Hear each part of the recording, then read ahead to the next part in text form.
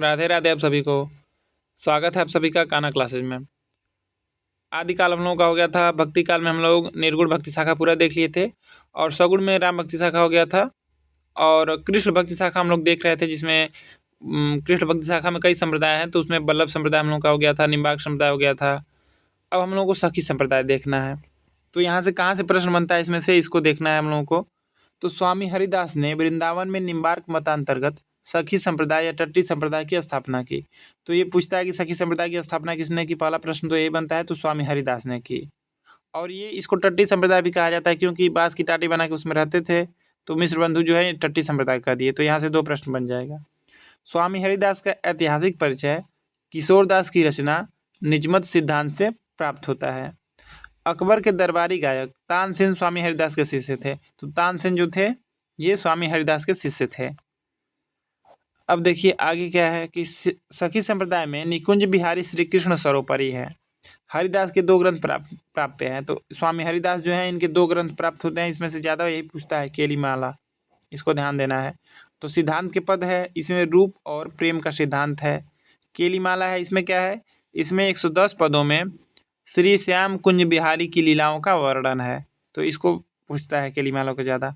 प्रमुख कवि कौन है सखी संप्रदाय के, इनको देखा जाए। जगन्नाथ गोस्वामी, ये स्वामी हरिदास के भाई थे। इनकी रचना अनन्य सेवानिधि है। तो अनन्य सेवानिधि पूछता है किसकी रचना है, तो जगन्नाथ गोस्वामी की। और जगन्नाथ गोस्वामी स्वामी हरिदास के भाई थे। बिहारीन दास सखी संप्रदाय के सर्वश्रेष्ठ कवि थे। तो यहाँ से प्रश्न बनता है कि पूछेगा कि सखी संप्रदाय के सर्वश्रेष्ठ कवि कौन थे, तो बिहारीन दास। इनका मूल नाम हरिनाम था, मूल नाम भी पूछ सकता है।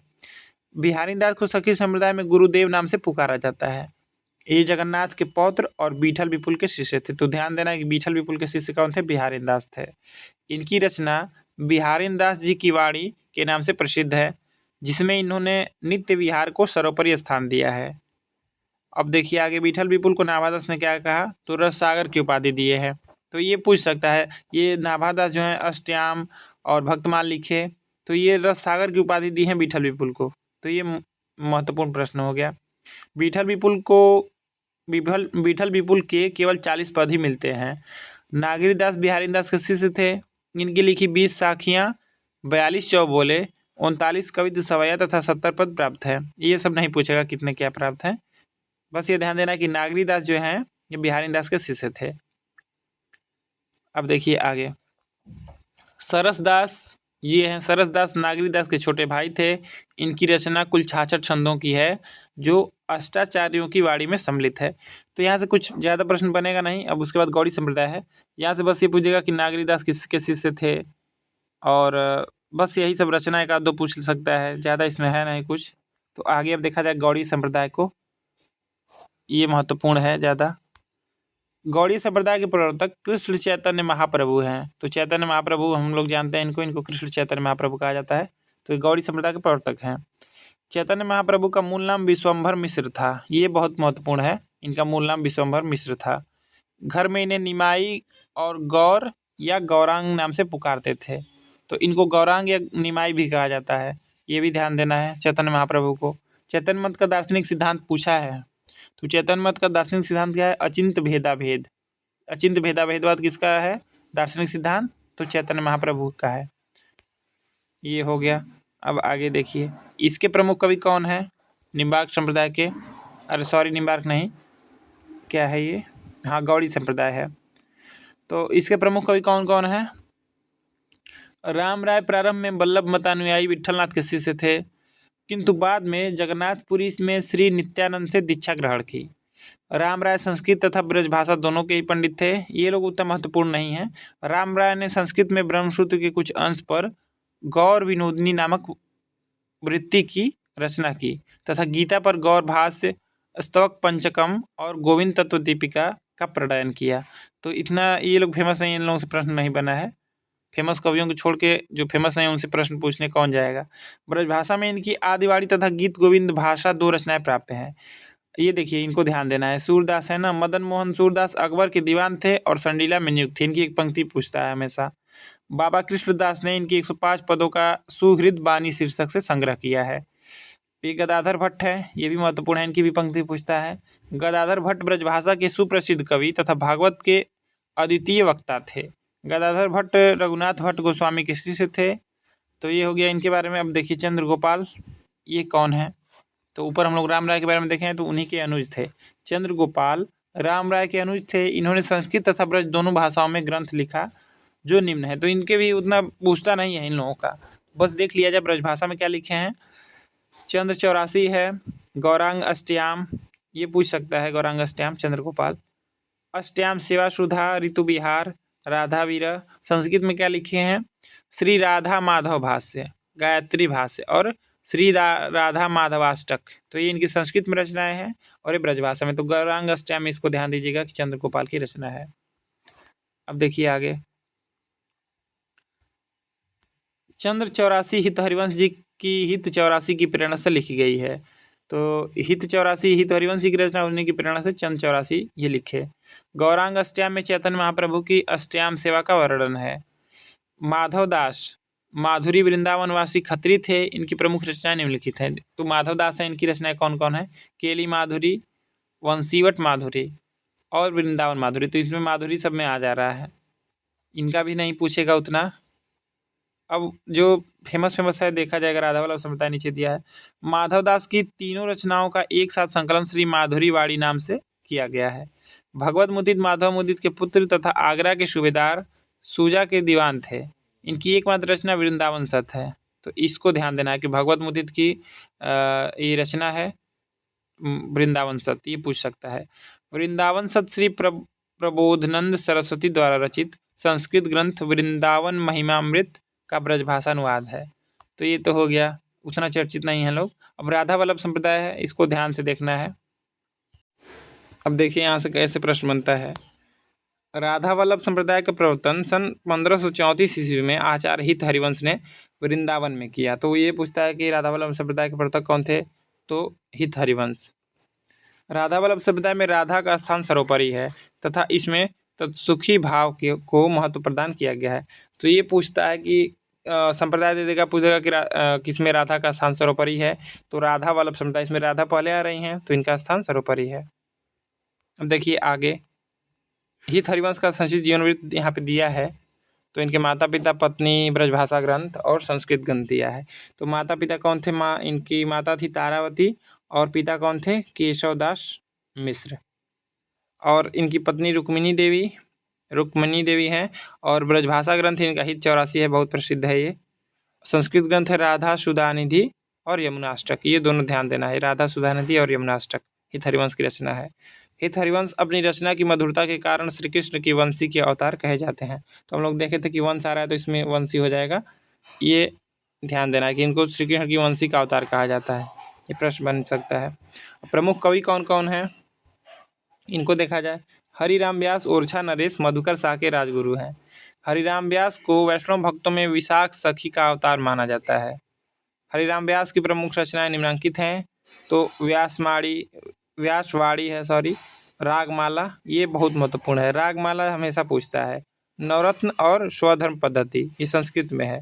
ये संगीत शास्त्र है और इसमें 758 पद और 148 दोहे हैं।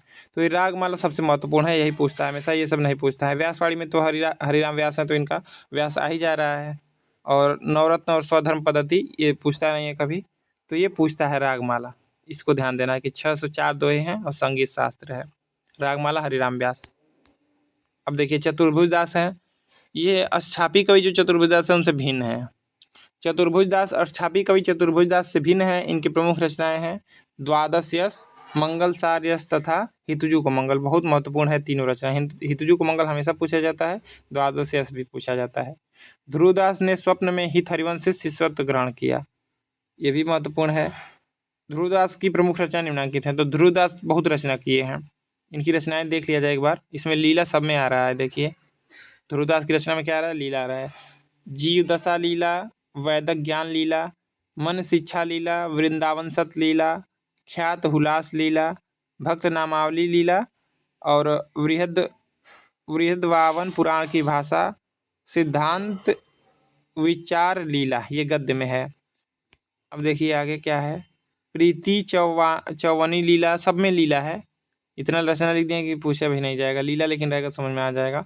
आनंदाष्टक लीला, भजनाष्टक लीला, और क्या है, भजन कुंडलिया लीला, भजन सतलीला, भजन श्रृंगार सतलीला, और क्या है देख लिया जाए, और है सब देख लिया जाए। मन श्रृंगार लीला, हित श्रृंगार लीला, सभा मंडल, रस रस मुक्तावली लीला, रस हीरावली लीला, रस रत्नावली लीला, प्रेमावली लीला, प्रियाजी नामावली लीला, रहस्य मंजरी लीला, सुख मंजरी लीला, रति मंजरी लीला, नेह मंजरी लीला, वन विहार लीला, रंग विहार लीला, और क्या है, रस विहार लीला, रंग हुलास लीला, रंग विनोद लीला, आनंद दशा विनोद लीला। देखिए सब में लीला आ रहा है। रहस्य लता लीला, आनंद लता लीला, अनुराग लता लीला, प्रेम दशा लीला, रसानंद लीला, ब्रज लीला, और जुगल ध्यान लीला, नित्य विलास लीला, मान लीला, दान लीला। तो मान लीला, दान लीला ये भी ध्यान रखना है। ध्रुवदास की रचनाएं हैं, सब में लीला आ रहा है, तो इनको ध्यान दीजिए। अब देखिए आगे, नेही नागरीदास हैं। नेही नागरीदास ने वृंदावन में हित हरिवंश जी के पुत्र गोस्वामी वनचंद से दीक्षा ग्रहण की। अब संप्रदाय निरपेक्ष हैं, सबसे महत्वपूर्ण यही हैं। इन लोगों से बहुत पूछता है। वल्लभ संप्रदाय देखिए सबसे ज़्यादा महत्वपूर्ण वल्लभ संप्रदाय हम लोग पढ़े थे, और उसके बाद संप्रदायों के प्रवर्तक पूछता है। लेकिन संप्रदाय निरपेक्ष कवि जो हैं इनमें रसखान और मीराबाई बहुत महत्वपूर्ण हैं। ये मीराबाई ने श्री कृष्ण की उपासना प्रियतम या पति के रूप में की है। सबसे महत्वपूर्ण है मीराबाई, रसखान, इन लोगों की पंक्तियाँ बहुत फेमस रही हैं, पूछता भी है। तो मीराबाई का संक्षिप्त जीवन वृत्त यहाँ पे दिया है।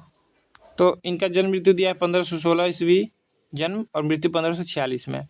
जन्म स्थान कुर्की है, पिता रत्न सिंह और पति भोजराज। तो पिता में और इनमें पति जो है इनमें कन्फ्यूजन बहुत होता है, तो ध्यान दीजिएगा। पति इनके भोजराज हैं और पिता रत्न सिंह हैं। गुरु इनके रैदास माने जाते हैं, संत काव्य में जो है रैदास। भक्ति इनकी माधुर्य भाव की थी, और मृत्यु इनकी रणछोड़ दास मंदिर में हुई, द्वारका के रणछोड़ मंदिर में हुई। अब मीराबाई की भाषा राजस्थानी मिश्रित ब्रज है। इनकी भाषा क्या है, राजस्थानी मिश्रित ब्रज है।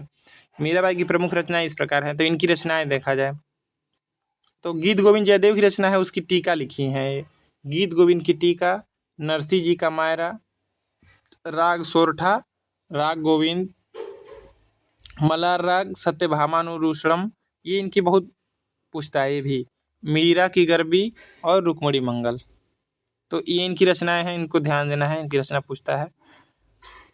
अब देखिए आगे, मीराबाई के स्फुट पद मीराबाई की पदावली नाम से प्रकाशित हैं। मीराबाई ने तुलसीदास को एक पत्र में लिखा था, स्वती श्री तुलसी कुलभूषण दूषण हरण गोसाई, 12 बार प्रणाम करूं अब हरौ शोक समुझाई।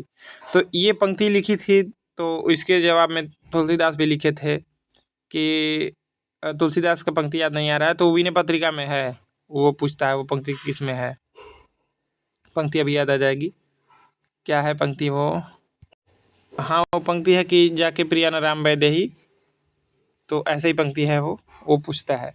रसखान का मूल नाम सैयद इब्राहिम था। इनका मूल नाम पूछता है कि रसखान का मूल नाम क्या था, तो सैयद इब्राहिम नाम था इनका। इनका जन्म अनुमानतः दिल्ली में सन 1533 में तथा मृत्यु 1618 में हुआ। सवैया छंद में कृष्ण लीला का गान करने वाले प्रथम कवि रसखान हैं। ये भी महत्वपूर्ण प्रश्न है। अब देखिए शुक्ल जी इनके बारे में क्या लिख रहे हैं। आचार्य शुक्ल ने लिखा है, और कृष्ण भक्तों के समान इन्होंने गीति काव्य का आश्रय न लेकर कवित्व सवयों में अपने सच्चे प्रेम की व्यंजना की है। रसखान की प्रमुख काव्य कृतियाँ निम्न है, तो इनकी बहुत रचनाएं जो है प्रसिद्ध हैं, इनको ध्यान देना है कौन कौन है। तो सुजान रसखान है, तो इसमें रसखान आई जा रहा है। 181 सवैया, 17 कवित्व, 12 दोहा, 4 सोठा, कुल 214 छंद। प्रेम वाटिका बहुत फेमस है इनका, तो 1614 ईस्वी में है, और 53 दोहों की लघु काव्य कृति है।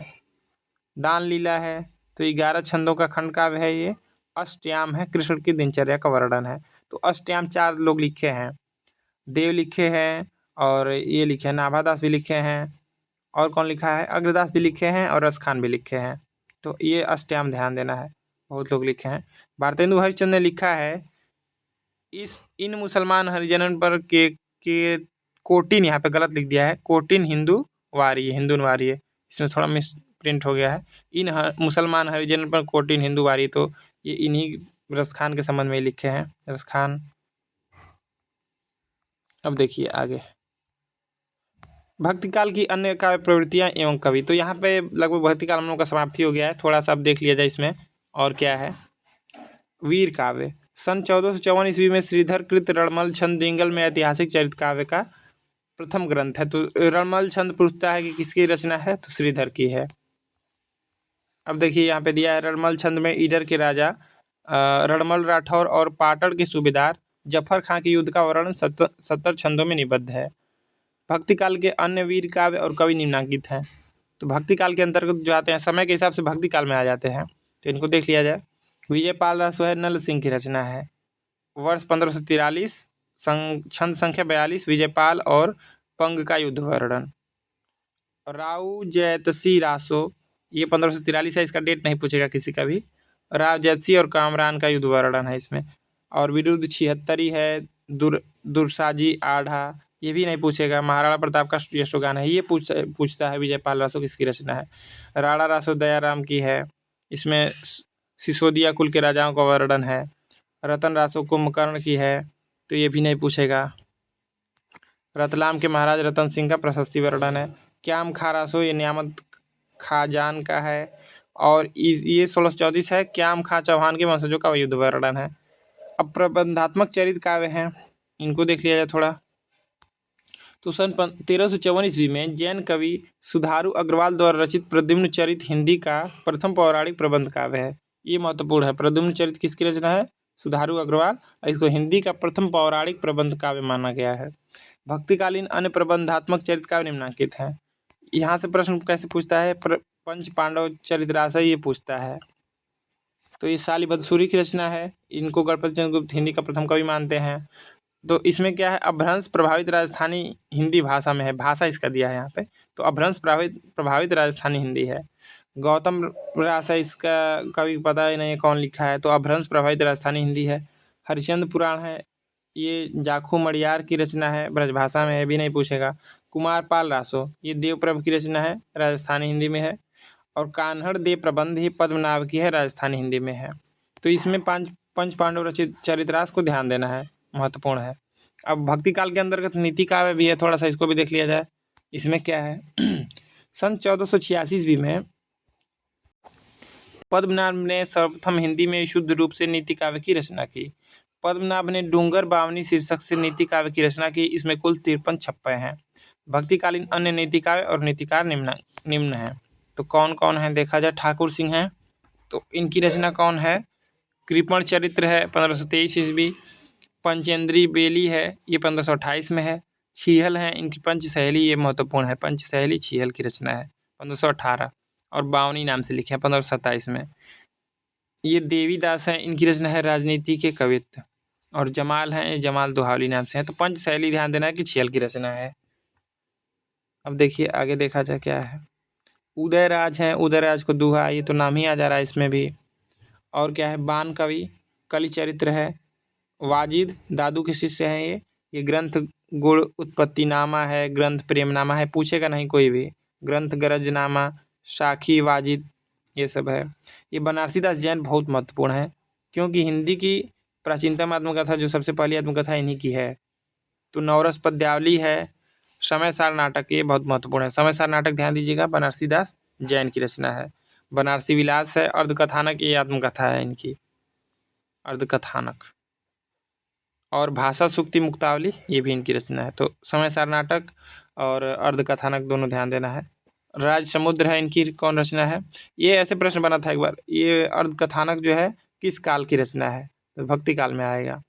राज समुद्र है। शालिभद्र चौपाई, गज सुकुमाल चौपाई, प्रश्नोत्तर रत्नमाला, कर्मवतीसी, शीलवतीसी और बाला व बोध, ये अब इनकी राज समुद्र के भी नहीं पूछेगा इनसे। कुशलवीर है, भोज चौपाई, शीलवती रास, कर्म चौपाई, वर्णन संपुट, उद्यम कर्म संवाद, तो ये भी नहीं पूछेगा। तो बनारसी दास जैन को इसमें ध्यान देना है। ये यहाँ से महत्वपूर्ण अब शुरू हो रहा है। अकबर का दरबारी काव्य, इसको देखा जाए, इसमें एक महत्वपूर्ण लोग हैं, रहीम हैं। तो भक्ति काल के दरबारी कवियों का काल क्रमानुसार विवरण निम्न है। यहाँ पे कवि दिया है, जन्म मृत्यु दिया है और ग्रंथ दिया है। तो टोडरमल है, इन पे पंक्ति तुलसीदास लिखे हैं। तो इनका जन्म 1493 में हुआ और मृत्यु 1589 में। और कुछ फुटकर छंद लिखे हैं। नरहरि महापात्र हैं, 1505 में जन्म हुआ, 1607 में मृत्यु। रुक्मिणी मंगल नाम से इनकी रचना है। छप्पै नीति और कवित्व संग्रह नाम से लिखे हैं।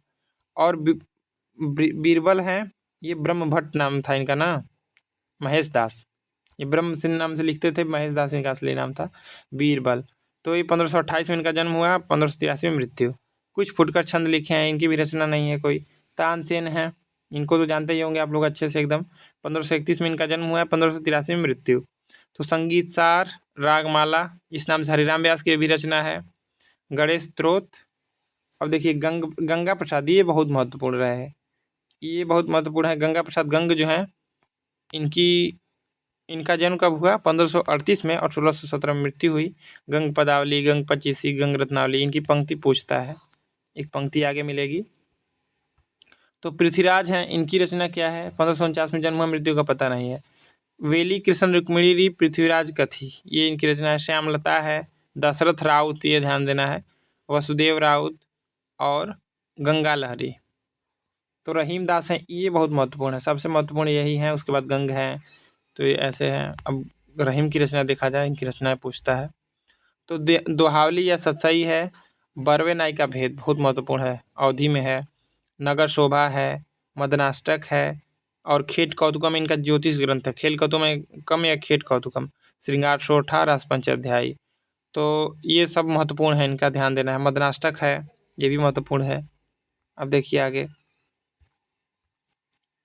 कविगंग बीरबल के बाल सखा तथा रहीमदास के विशेष कृपा पात्र थे। कविगंग ने शाहजादा खुर्रम की प्रशंसा में एक छंद लिखा, जिस कारण नूरजहां ने ईर्ष्यावश इन्हें हाथी से कुचलवा दिया था।